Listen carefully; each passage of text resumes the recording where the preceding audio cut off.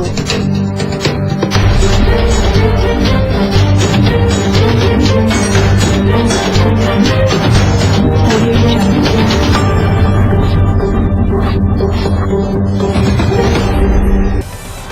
mudik Lebaran mulai ramai dari Jumat lalu. Hal ini tak juga diketahui merupakan hari cuti pertama bagi beberapa karyawan. Arus lalu lintas pun mulai dipadati oleh pemudik.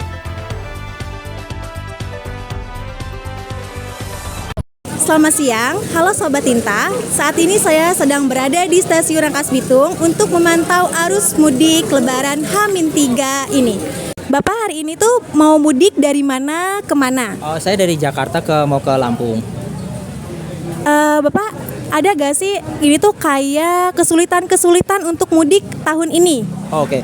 Untuk kesulitannya sih mungkin dari segi sistematis ya, mungkin lebih kurang fleksibel aja gitu. Kedua juga mungkin dari segi by aplikasi ya. Sekarang kan kita menggunakan aplikasi ya, terutama kayak akses itu mungkin kayak lebih kurang fleksibel. Mungkin kayak sering kayak server down ataupun juga problem. Nah itu sih mungkin yang jadi kayak membuat kita tuh kalau mau akses ke KAI-nya tuh lebih kayak trouble gitu tuh, spesifik ke situ sih. Sama mungkin kayak kurang dari segi fleksibilitas kayak ke orang-orang ini kan seharusnya kan mudik ya, otomatis volume orangnya itu pun juga banyak kan. Nah seharusnya pun juga bisa dari pihak sininya manajemennya pun udah bisa antisipasi gitu, entah itu dari sistem auto gate-nya atau gimana lebih memudahkan. Seharusnya sih seperti itu. Oke, berarti Bapak kasih tips dong untuk para pemudik yang ingin mudik supaya dipermudah atau mungkin untuk lebih mudahnya persiapkan lagi sih, entah itu kayak mungkin kayak ya ini kan yang paling utama kan aplikasinya kayak aksesnya mungkin udah lebih di-prepare lagi, didaftarin, terus juga jauh-jauh hari sih lebih tepatnya, karena kan balik lagi ya untuk kita booking ini kan cepet-cepetan, itu sih.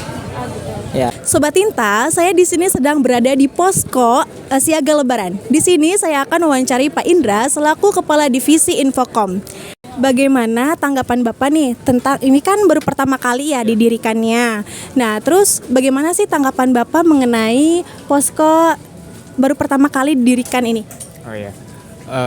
Sebelumnya kita di setiap tahun itu kita mendirikan posko kesehatan untuk membantu ya untuk arus mudik ini, terutama karena memang di sini sebenarnya sudah ada posko kesehatan itu milik PT KAI ya, cuman kita juga membantu dalam proses mudik ini gitu untuk kesehatannya gitu.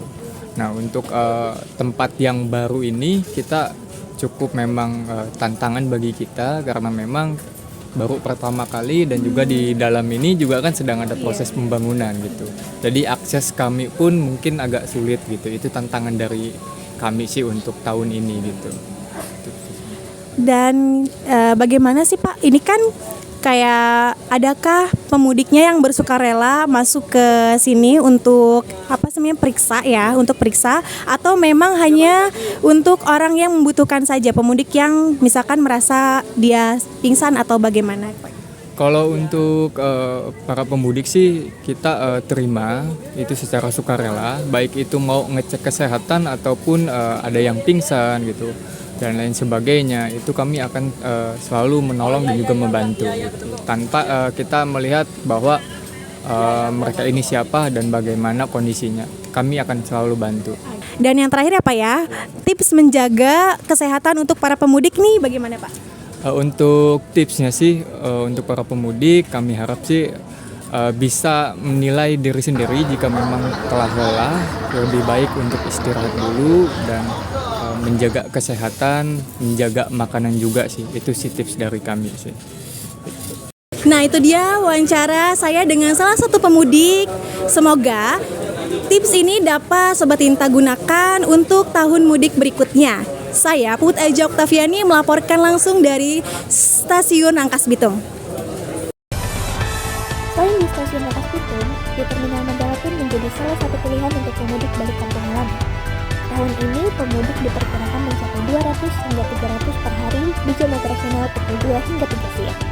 Meski Ketua Renggo Disub mengaku bahwa tidak ada perbedaan suasana mudik tahun lalu dengan tahun ini, terbukti dengan tidak diberlakukannya penambahan pegawai atau mencegah kelonjakan jumlah penumpang meski jam malam juga dipilih menjadi alternatif pemudik mencegah kemacetan pada operasional jam 9 dengan dominan mengambil arah Tanjung Priok. Hal ini disebabkan karena Rangkas Bitung menjadi halaman kampung Anda